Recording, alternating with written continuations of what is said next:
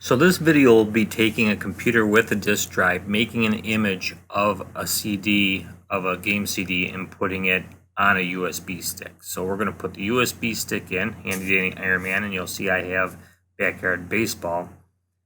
And we're going to format the USB stick, because I actually used it just in a previous video doing a Sega Genesis Mini Raspberry Pi build.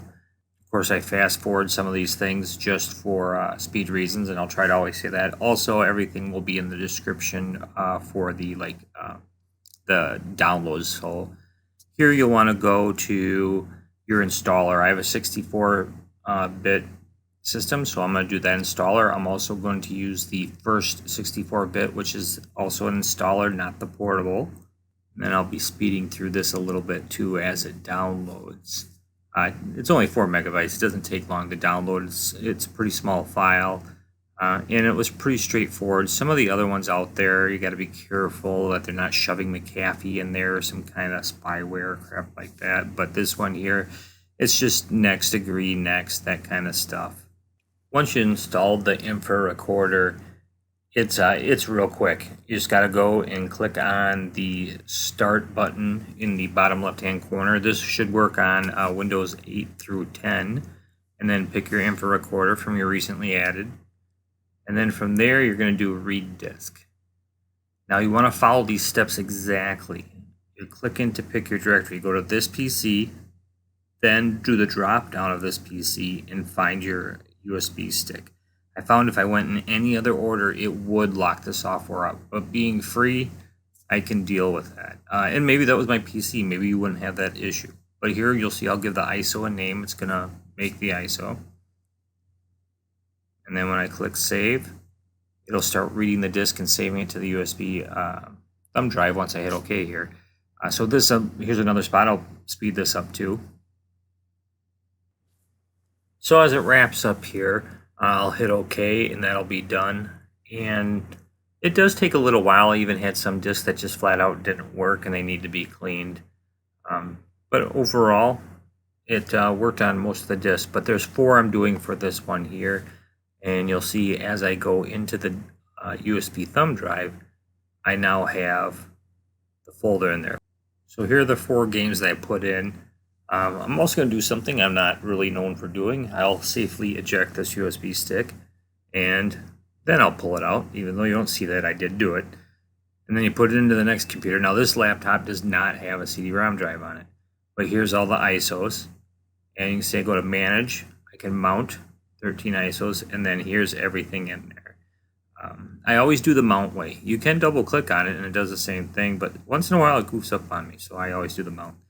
So I'm going to click on install here, and then this will be an area where I kind of speed ahead also. Now the 13 Skull installed just fine for me. The other 3 actually will need to go into an emulator of some sort. It won't run on Windows 10. But really the video was mainly about getting your ISOs on there. One of the things I might eventually do is, as phones get more powerful, I actually want to start playing them on an emulation on the phone, and that'll be a later video. But there's things like DOSBox for the really old games and things like that. I would like to get my TIE Fighter and X-Wing on there. But I'm going to use this. Well, this one works actually perfectly, the 13 Skull. And this is one of the ones I actually expected not to work. But it did work fine with Windows 10 without having to wrap it into a virtual environment or anything. And I'm going to skip through some of the gameplay and just put some of it up there to show you how it is. So you'll see as it loads up here, this is actually, I really did like these games back then, these type of games. They were really popular in the first. Have a nice little skull in the trees built in there.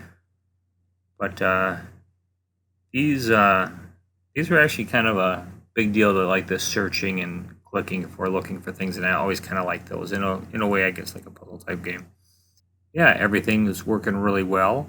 We'll jump ahead a little bit here to one of the main points of the story. So yeah, the game starts out with the dad disappearing, which then we'll jump right into the game itself, and you can kind of see how it's working just fine. Yeah, so here, like, I'll click on the fountain there, and it'll give you the little fountain seems oddly there. Same with the wheelbarrow stuff, and then you can click on the house to go forward and so on. But not the point of the video. Here, well, I'll click on the poster. I have to. There you go. He's missing. So this is a little in the future. These games are really fun. But out of the 4 games I did, I knew one of them will work. Well, mainly because I'm narrating this afterwards, but I wanted to make sure one of them worked so I could actually show it to you. I'm going to do a DOSBox video later on, which actually this will play into too, where you can actually ISOs. You know, they don't take up a lot of room. Most of them came on a disk that was 600 megabyte disk. Well, a little bigger than that actually, but you know, this is a 16 gig USB stick I have. I think it comes out at 14 something, but still, I could fit so many games on there. That's ridiculous. So what I want to do is actually, I'm going to back up a lot of my games. You maybe notice the price on the games I had on there. I paid like $1 for each of those. So that's $4 worth of games right there. Need for Speed 2 is awesome, an awesome game too. So I'm looking forward to getting that going. Microsoft Flight Simulator 98. Hoping to do a video on that too, because I got a flight stick when I bought the games also. But yeah. Hope you liked the video and it can come in handy for you. And keep your eyes open for the launch box one to play the other games. Thanks.